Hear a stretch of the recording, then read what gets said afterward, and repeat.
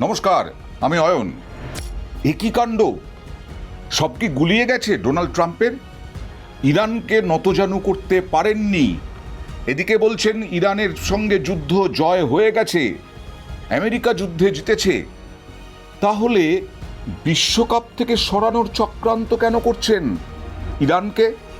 হ্যাঁ, বিশ্বকাপ ফুটবলের মাঠ থেকে ইরানকে সরানোর চক্রান্ত এবার। ইরান 4 বার, চতুর্থবারের মতো যোগ্যতা অর্জন করেছে বিশ্বকাপে খেলার। সেই বিশ্বকাপ ফুটবলে ইরানকে বাদ দেওয়ার চক্রান্ত। একেবারে ট্রাম্পের বিশেষ দূত 2026-এর বিশ্বকাপে ইরানের পরিবর্তে ইটালিকে অন্তর্ভুক্ত করার জন্য অনুরোধ করেছেন আমেরিকার প্রেসিডেন্ট ডোনাল্ড ট্রাম্পের বিশেষ দূত। ফিফাকে অনুরোধ করেছেন। হ্যাঁ, আমেরিকার বিশেষ দূতের নাম হচ্ছে পাওলো জাম্পোলি।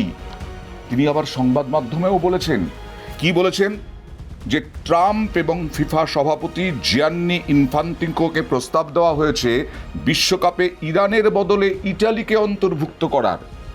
ইটালি তো যোগ্যতাই অর্জন করতে পারেনি, ইটালি এবার বিশ্বকাপেই নেই। সেই ইটালিকে ইরানের পরিবর্তে নাকি খেলতে দিতে হবে। ফিফাকে অনুরোধ, মামার বাড়ির আবদার। ইরানকে নতজানু করতে পারেননি। ইরান বরং পাল্টা মিত্র শক্তির দেশগুলোতে হামলা চালিয়েছে। আমেরিকা ল্যাজে গোবরে হয়েছে দেশের মধ্যে, দেশের ভেতরে। আর সেইখান থেকে বেরোনোর জন্য ইরানের প্রতি প্রতিশোধ নিতে এবার বিশ্বকাপ থেকে সরানোর চক্রান্ত। প্রকাশ্যে বলছেন ট্রাম্পের বিশেষ দূত, যে ইটালি যোগ্যতাই অর্জন করতে পারেনি, যে ইটালি ইরান এবং আমেরিকার মধ্যে যুদ্ধে এয়ার স্পেস ব্যবহারে নিষেধাজ্ঞা জারি করেছে, সেই ইটালিকে আবার বিশ্বকাপে অন্তর্ভুক্ত করার চেষ্টা। ইরানের বদলে যে ইরান পরপর 4 বার, চতুর্থবারের জন্য যোগ্যতা অর্জন করেছে বিশ্বকাপে খেলার, দম আছে। সেই ফিফা সভাপতি জিয়ান্নি ইনফান্তিনোকে প্রস্তাব দেওয়া হয়েছে যে ইরানের বদলে ইটালিকে খেলতে দেখা স্বপ্ন তিনি দেখছেন। এবং তিনি বলছেন যে 4 বার বিশ্বকাপ জয়ীদের একটা ঐতিহ্য আছে, মানে ইটালির প্রতি এত অনুরাগ। 4 বার বিশ্বকাপ জিতেছে ইটালি, তাদের ঐতিহ্য আছে। তাই ইটালির সুযোগ পাওয়ার জন্য যথেষ্ট এই ঐতিহ্য, বলছে বিশেষ দূত আমেরিকার প্রেসিডেন্টের ট্রাম্পের। ইটালি তো যোগ্যতাই অর্জন করতে পারেনি, আর মুখে ঝামা ঘষে দিয়েছে ইটালি। আগ বাড়িয়ে অনুরোধ করতে গেছে, ইটালি বলেছে একেবারে না। ইটালি উড়িয়ে দিয়েছে এই প্রস্তাবকে, একেবারে উড়িয়ে দিয়েছে ইটালি বলছে যে ইটালির পক্ষে বিশ্বকাপে খেলা সম্ভব নয়, এবং এটা ফুটবলের জন্য ভালো বার্তা যাবে না, ভালো বিজ্ঞাপন নয়। দ্বিতীয়ত, এটা মোটেও ফুটবলের জন্য, প্রথমত বলছে বিশ্বকাপে খেলার কোনো একেবারেই সম্ভব নয়, এবং দ্বিতীয়ত ফুটবলের জন্য ভালো বার্তা যাবে না। ইতালি এরকমভাবেই উড়িয়ে দিল। এবং প্রেসিডেন্ট পর্যন্ত বলেছেন, ইতালির অলিম্পিক কমিটির প্রেসিডেন্ট, তিনি পর্যন্ত বললেন, আমি খুবই হতাশ হলাম। বিশ্বকাপে যাওয়ার জন্য যোগ্যতা অর্জন করা সবার আগে প্রয়োজন, ফলে আমাদের খেলার প্রশ্নই ওঠে না।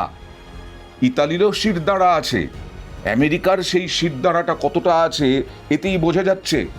ইরানকে নতজানু করতে না পেরে খেলার মাঠ থেকে হুটাউট করার চক্রান্ত, আর ইতালির প্রতি অনুরাগ, সেই অনুরাগে একেবারে দুর্মুষ করে দিল ইতালি, একেবারে দুর্মুষ করে দিল। গত মার্চে বিশ্বকাপের যোগ্যতা অর্জন পর্বের প্লে অফ ফাইনালে বসনিয়া এবং হার্জেগোভিনার কাছে টাই ব্রেকারে হেরে ইতালি ছিটকে যায় বিশ্বকাপ থেকে। 2026-এর বিশ্বকাপে খেলার স্বপ্ন শেষ হয়ে যায় ইতালির। আর গত বছর টানা চতুর্থবারের মতো বিশ্বকাপে খেলার যোগ্যতা অর্জন করে ইরান। সেই ইরানকে এইভাবে বঞ্চিত করার চক্রান্ত, এইভাবে অবহেলিত করার চক্রান্ত। বিশ্বকাপ ইরান কি খেলবে আদৌ? এটাই এখন বড় প্রশ্ন। আমেরিকা চক্রান্ত করছে, আমেরিকার চক্রান্ত সফল হবে না। ইরানকে মাঠ থেকে হুটাউট করার, এটা পরিষ্কার হয়ে গেছে। কিন্তু ইরান কি খেলবে? ইরান কি আমেরিকায় যাবে? এটাই তো এখন সবথেকে বড় প্রশ্ন। কারণ 28শে ফেব্রুয়ারি ইরানে যে যৌথ অভিযান শুরু করে আমেরিকা এবং ইসরায়েল, পাল্টা জবাব দিতে শুরু করে ইরান, আর সেই সঙ্গে আমেরিকার সঙ্গে সম্পর্ক তো একেবারে তলানিতে। এবং ফুটবল বিশ্বকাপে ইরানের অংশগ্রহণ নিয়ে অনিশ্চয়তা ইরানের থেকেই আসছে, কারণ তারা মনে করছে যে তাদের দেশের ফুটবলাররা, তাদের নিরাপত্তা একেবারেই নিশ্চয়তা নেই নিরাপত্তা নিয়ে। সত্যি তো, আমেরিকা যেভাবে উঠে পড়ে লেগেছিল ইরানকে স্তব্ধ করে দিতে, ইরানকে ধ্বংস করে দিতে, ইরানের বহু মানুষ, সেনার মৃত্যু হয়েছে আমেরিকার হাতে, সেই আমেরিকা আবার এই ইরানের ফুটবলাররা যদি আমেরিকার মাটিতে খেলতে যান তাদেরকে আবার পণবন্দি করবেন না তো? পণবন্দি করে বিভিন্ন শর্ত চাপাবে না তো? আমেরিকার এরকম আশঙ্কা ইরান করতেই পারে, ইরান করছেও। এবং আমেরিকায় সেই কারণেই দল নাও পাঠাতে পারে ইরান।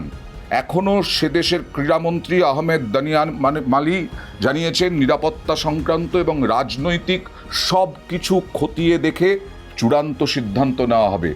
যে দেশ প্রধান শত্রু হয়ে গেছে, যে দেশ বারবার হামলা চালিয়েছে এবং আগ বাড়িয়ে হামলা চালিয়েছে 2025 এবং 2026 টানা, সেই দেশে খেলতে যাবেন কি করে ইরানের ফুটবলাররা? সেই দেশে নিরাপত্তা থাকবে কি করে ভাববেন? ভাবার কথাই না। এবং যেটা বলা হচ্ছে ইরানের পক্ষ থেকে যে তারা আলোচনা করছেন বিভিন্ন পক্ষের মধ্যে, ফুটবল দলের সঙ্গেও কথা বলা হচ্ছে, এজন্য একটা কমিটি গঠন করা হয়েছে যে যারা বিভিন্ন পক্ষের সঙ্গে কথা বলবে।